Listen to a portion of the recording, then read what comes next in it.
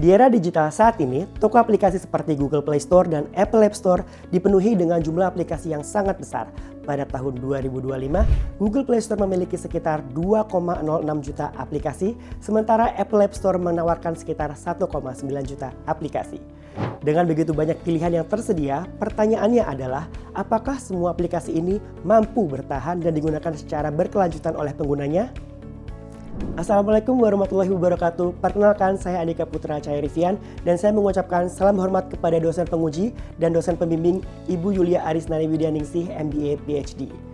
Pada kesempatan kali ini, saya akan mempresentasikan hasil penelitian tesis saya yang berjudul Analisis Faktor-Faktor yang Mempengaruhi Niat Penggunaan Berkelanjutan Aplikasi Layanan Mandiri, Studi Kasus Aplikasi MyXL. Latar belakang dari penelitian ini antara lain, seperti yang sudah disampaikan pada awal presentasi, bahwa salah satu dampak dari digitalisasi adalah meningkatkan jumlah aplikasi di toko aplikasi. Dalam hal pengunduhan menurut data Aptopia 2024, kategori aplikasi utilitas merupakan aplikasi terbanyak diunduh nomor 2 di Indonesia. Menurut Davis pada 1989, penerimaan aplikasi utilitas ini sangat dipengaruhi oleh manfaat yang dirasakan dan kemudahan penggunaan. Salah satu aplikasi utilitas adalah aplikasi layanan mandiri atau self-care application dan salah satunya adalah aplikasi MyXL. Aplikasi ini mempunyai beberapa manfaat untuk pengguna agar dapat melakukan pengecekan pulsa, pengecekan sisa kuota, pembelian paket internet hingga melakukan penukaran poin loyalty. Peneliti sudah melakukan wawancara kepada 2 orang untuk mengetahui alasan mereka menginstal aplikasi MyXL. Dan hasilnya responden ini memiliki ekspektasi yang perlu dikonfirmasi terkait dengan fungsionalitas dan aplikasi itu sendiri. Di lain sisi, setelah mengumpulkan 200 review dengan metode convenience sampling pada MyXL di toko aplikasi, rata-rata nilai yang diberikan pengguna adalah 2,34 dari skala 5. Hal ini merupakan dampak dari sikap atau attitude pelanggan setelah memasang dan merasakan layanan aplikasi MyXL yang dapat memberikan rating bagus yang berarti kepuasan pelanggan atau satisfaction ataupun rating buruk sebagai masukan bagi perusahaan. Pada data internal terkait jumlah MAU atau Monthly Active User MyXL, pada tahun 2024 juga terlihat penurunan atau fluktuatif di mana terjadi penurunan signifikan sebesar 6% pada Agustus 2024 sebelum kembali meningkat secara bertahap hingga Desember 2024. Maka dari itu, penelitian ini akan membahas mengenai niat penggunaan berkelanjutan aplikasi MyXL yang didasari dari faktor-faktor konfirmasi, kemudahan penggunaan, manfaat penggunaan, sikap, kepuasan, dan dengan menambahkan variabel efikasi diri dan preferensi channel yang direplikasi dari penelitian Forogi dan Iran Manesh pada tahun 2019. Rumusan masalah pada penelitian kali ini adalah penggunaan aplikasi MyXL secara berkelanjutan merupakan hal penting bagi perusahaan. Hal ini berpengaruh terhadap efisiensi biaya operasional, termasuk biaya distribusi dan margin penjualan yang diberikan kepada mitra distributor. Terjadinya penurunan jumlah MAU MyXL sebanyak 6% yang terjadi pada bulan Juni hingga Agustus dapat menurunkan potensi transaksi dan juga margin yang didapatkan perusahaan. Sedangkan menurut teori Milton Friedman pada tahun 1970 dalam konsep shareholder theory, tujuan utama sebuah perusahaan adalah memaksimalkan keuntungan atau profit untuk kepentingan pemegang saham. Sehingga pada penelitian ini terdapat 12 pertanyaan penelitian yang merupakan pengaruh antar variabel berikut ini.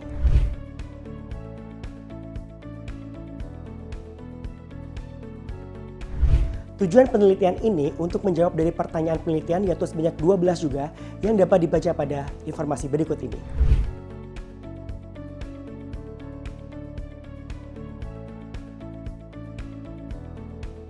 Teori yang dijadikan landasan dalam penelitian ini adalah Technology Continuance Theory yang dikembangkan oleh Batasir J tahun 2001. TCT merupakan gabungan atau integrasi dari 3 teori yang sama-sama membahas mengenai penggunaan berkelanjutan yaitu Technology Acceptance Model atau TAM, Expectation Confirmation Model atau ECM, dan Cognitive Model atau COG. Pada TAM, fokus utamanya hanya pada penerimaan teknologi komunikasi dan informasi di tingkat individu dan lebih menekankan pada fase adopsi awal teknologi. Sedangkan pada ECM, fokus pada perilaku pengguna setelah adopsi awal dan kurang memperhatikan faktor-faktor pra-adopsi yang juga penting dalam proses penerimaan teknologi. Pada COG, tidak memasukkan variabel penting seperti persepsi manfaat dan persepsi kemudahan penggunaan yang terbukti berperan signifikan dalam mempengaruhi niat penggunaan berkelanjutan teknologi informasi. Sedangkan pada TCT, teori ini menggabungkan 6 konstruk dari ketiga model tersebut dan menempatkan niat penggunaan berkelanjutan sebagai variabel dependen utama, yaitu konfirmasi, persepsi kemudahan penggunaan, persepsi manfaat penggunaan, sikap, kepuasan, dan niat penggunaan berkelanjutan. Hipotesis penelitian ini merupakan hipotesis jawaban dari ke-12 pertanyaan penelitian yang didasarkan dari model penelitian yang merupakan replikasi dari Foroughi dan Irmanes tahun 2019 berikut ini.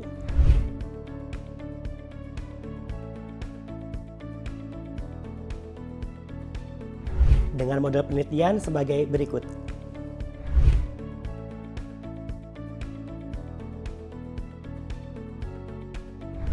Pada penelitian ini, data primer diambil dengan menggunakan metode survei yang disebarkan secara daring melalui Google Forms yang telah dilakukan pada tanggal 21 Maret hingga 29 April 2025 dengan target sampel pada penelitian ini adalah orang-orang yang menggunakan layanan MyExcel secara aktif dan atau saat ini masih memiliki aplikasi MyExcel dalam smartphone mereka dengan 29 indikator dan pengukuran menggunakan skala Likert 1-5.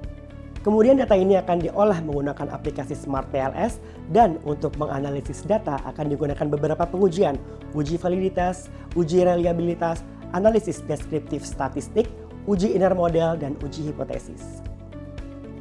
Dari 420 responden yang berpartisipasi mengikuti survei ini, sebanyak 120 responden tidak memenuhi kriteria penelitian dan hanya menyisakan 300 responden yang memenuhi kriteria, di mana angka ini sudah dinilai cukup karena minimal responden dibutuhkan sebanyak 290 responden. Dari 300 responden, kelompok usia terbanyak berusia 28-46 tahun sebanyak 52% dan dilihat dari lama penggunaan aplikasi MyExcel sebanyak 82% responden sudah menggunakan aplikasi lebih dari 12 bulan. Untuk frekuensi penggunaan, sebesar 33% mengakses MyExcel 2-3 kali dalam 1 minggu. Kemudian ada hasil dari uji validitas. Yang pertama kita uji adalah uji validitas konvergen untuk memahami sejauh mana setiap indikator dalam suatu konstruk mempunyai korelasi yang tinggi sehingga dapat dipastikan bahwa indikator tersebut benar-benar mengukur konsep yang sama. Pada pengujian ini akan menggunakan nilai loading factor dan juga AV. Variabel akan dianggap memenuhi kriteria valid apabila nilai loading factor pada masing-masing indikator bernilai di atas 0,7 dan nilai AV-nya berada di atas 0,5.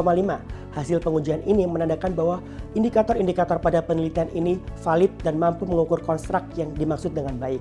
Kemudian hasil uji validitas diskriminan yang secara teori digunakan untuk mengukur tingkat keberbedaan atau keunikan dari suatu konstruk dari konstruk lainnya. Pada pengujian ini akan menggunakan nilai HTMT. Apabila nilai HTMT di bawah 0,85 menandakan bahwa validitas diskriminan pada konstruk tersebut telah terpenuhi. Hasil pengujian pada penelitian ini semua variabel telah memenuhi syarat. Kemudian untuk hasil uji reliabilitas akan menggunakan Cronbach alpha dan composite reliability. Nilai rujukan agar model diterima apabila nilai Cronbach alpha di atas 0,7 dan composite reliability di atas 0,8. Menunjukkan tingkat reliabilitas yang sangat baik.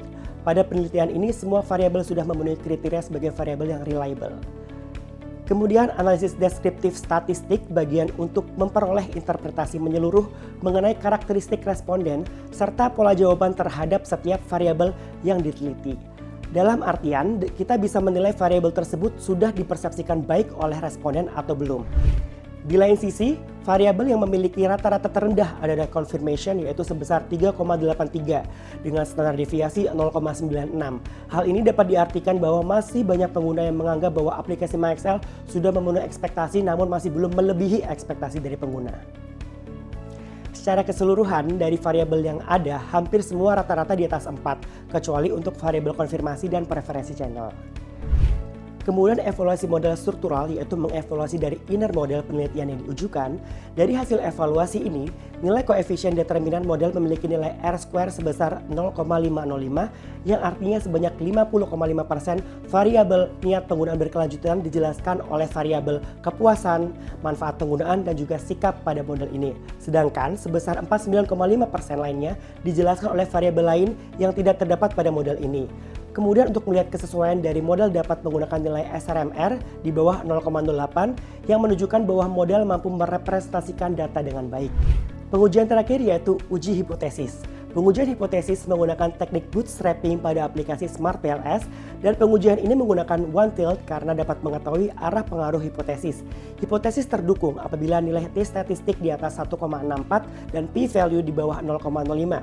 Dalam pengujian ini juga dihasilkan nilai PET koefisien atau beta yang menandakan kekuatan hubungan antar variabel. Semakin tinggi nilainya, maka hubungannya akan semakin kuat dan begitu juga sebaliknya.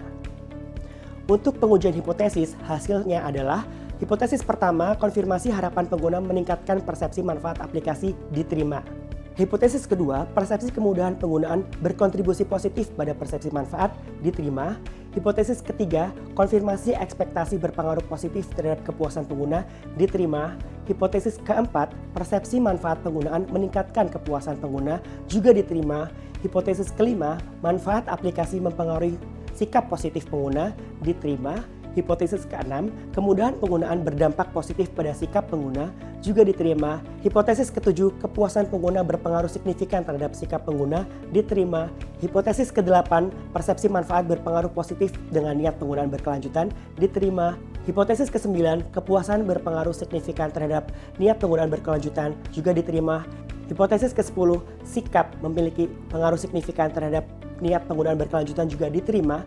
Hipotesis ke-11, efikasi diri berpengaruh positif terhadap niat penggunaan berkelanjutan diterima. Sedangkan hipotesis 12, preferensi channel, hipotesis ini ditolak atau tidak terdukung.